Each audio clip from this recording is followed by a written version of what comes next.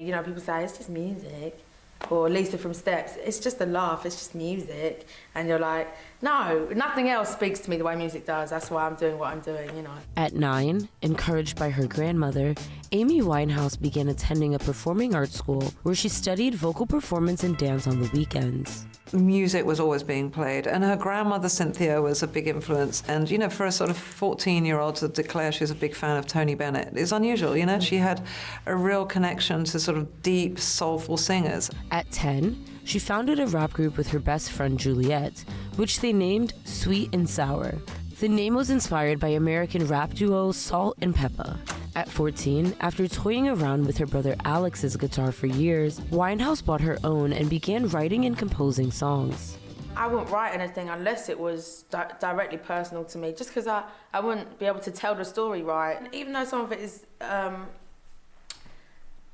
personal in a sad way, you know, I would never let it just be that. It's very funny, like I'll put humour in, I'll always put a punchline in the song, always. At 15, she got her first tattoo, a drawing of cartoon character Betty Boop on her back. Over time, she accumulated 14 in total, including a pinup girl with the name Cynthia, a tribute to her grandmother. At 15, Winehouse revealed to her mother Janice that she was struggling with bulimia, something Janice would later reveal in interviews. At 16, Amy Winehouse dropped out of high school and dedicated herself to music. She was her own person.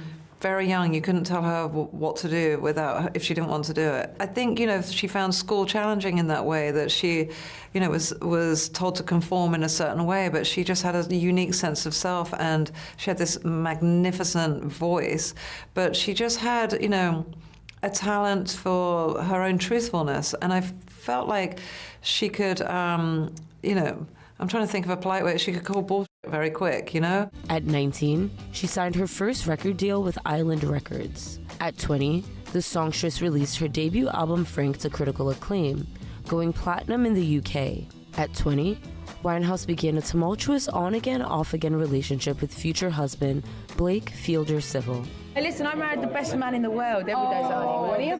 Though Winehouse had publicly shared her struggles with alcohol, she'd always taken a vocal stance against hard drug use, calling it stupid. I have time to get drunk, I've only been about 15 minutes. That all changed with Fielder Civil, who introduced the singer to heroin and other hard drugs, something he later admitted publicly. At 22, as her alcohol abuse intensified, Winehouse's family and management tried to get her into rehab, but she categorically refused. The experience later inspired one of her biggest hits, Rehab. They try to make me go to rehab, I won't go. Everyone thinks of Amy as like incredibly unique and distinguishable, and of course she was like a 1 in a million, but she was also referential. She was honest about her references and like where they were coming from. So that beehive, like, I mean, of course, you can see it like on the Ronettes, on the Shangri-Las. She wears her references on her sleeves. I mean, literally with the clothes that she wears, the shoes, the makeup, the hair. At 23, Winehouse released her second studio album, Back to Black, which centered around her relationship with Fielder Civil, who had briefly left her to reconcile with an ex-girlfriend. What does it mean that a woman is obsessed with romantic music from the 1950s? It's about being a devoted woman to a partner a lot of the time. I think Amy was excited at that point in her life by the idea of strength through vulnerability and submission to love. The album was a critical and commercial success, breaking onto the US Billboard charts and making Winehouse an international star.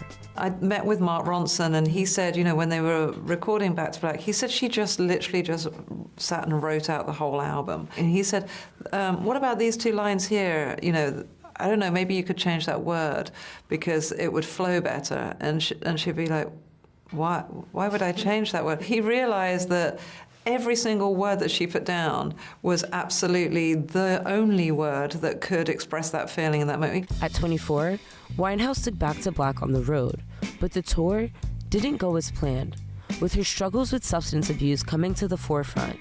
That November, she canceled the planned US leg of the tour, citing doctors' orders that she get rest.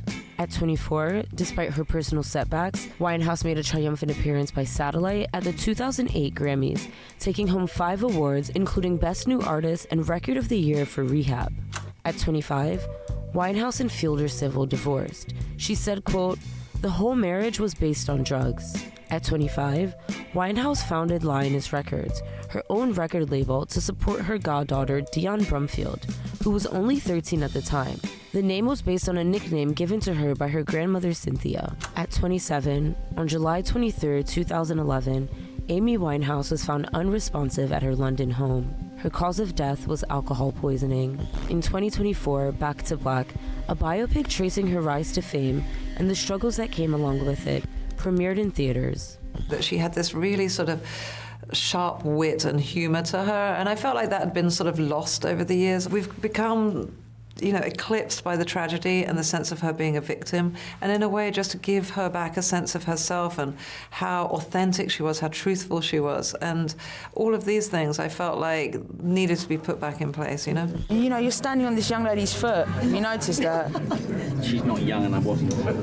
Amy, so many songs come out of bad times in life. Can you hear him? Rude. You were.